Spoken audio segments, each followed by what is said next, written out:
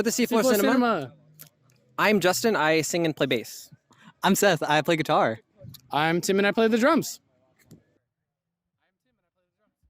So the band started with me and a couple other original members. I initially was playing bass. It was supposed to be an instrumental math band, and basically I then started singing everything, and we decided that we wanted to just have me sing, and then we brought Seth in to play bass, and then he moved to guitar soon after that, and then I started playing bass again, and then after that we got Tim as a drummer. So yeah, and he sings, which is pretty cool.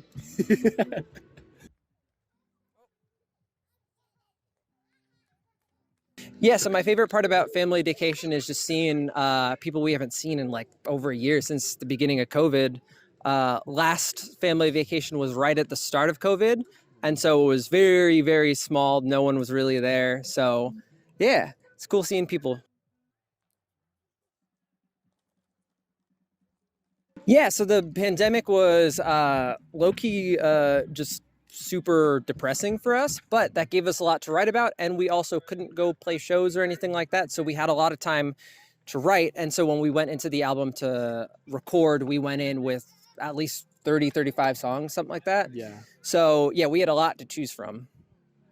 Agree. It was super depressing at first, but then we kind of just band together and started really cracking down on writing songs and everything, and then we kind of got like a flow, and in turn it kind of made all of us happy again and just started making music.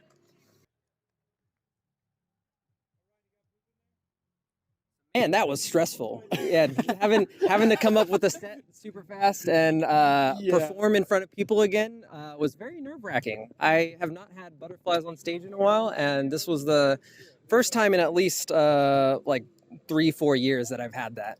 I feel the same way. It was kind of, like you said, nerve-wracking, but I hate the like before the show part.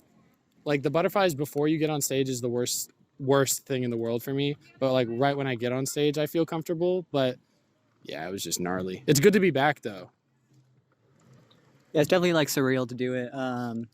Like when I was driving up here, my stomach was just churning the whole time, and that like never happens when I like used to play shows. So it's cool to get back, but it's definitely like a little bit weird. It's a good time though.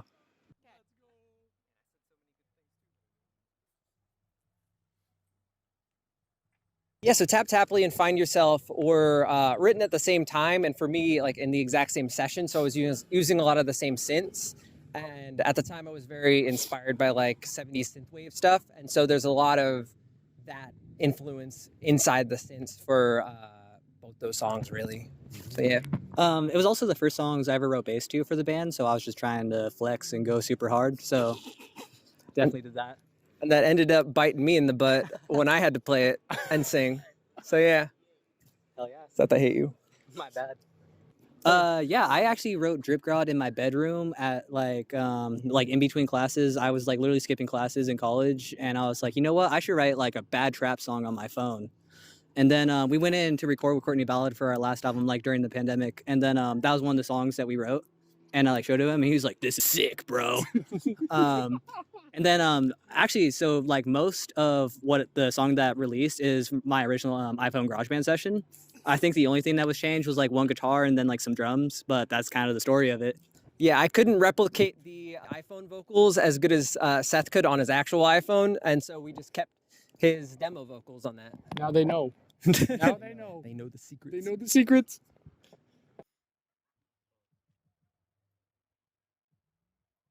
So when I originally wrote Drip God, I wasn't even in the band at that point. So I was just kind of making stuff on my own for the first time. I've always played in like different bands and stuff like that. So, but never as like my own songwriter. So that was kind of like my first experiments at doing that, and they ended up liking it, and now it's on a record and people can hear it. Isn't that crazy?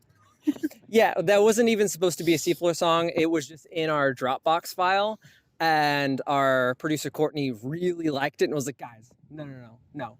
We're doing this song. I don't care what else we do. We're doing this one song." And so it made it on there.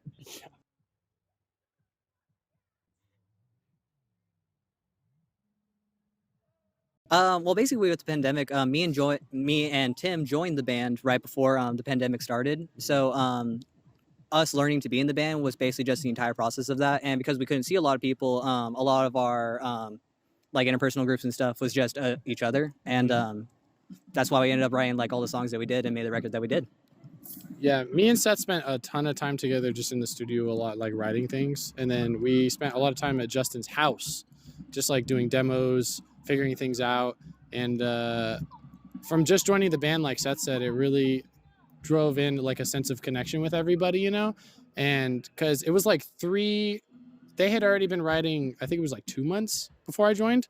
So I had like a month to figure out the entire like 35 song record at the time on drums. So I was like up every night trying to figure out what I'm doing. And I mean, ultimately, you know, really went well, but the writing process was really cool. And I think what I've learned is to like lean on these guys as brothers and as musicians. And it's been such a cool process. We've been the Seafloor Cinema. Our new album is out November 12th through Pure Noise Records. And we love you. I love you. We love you.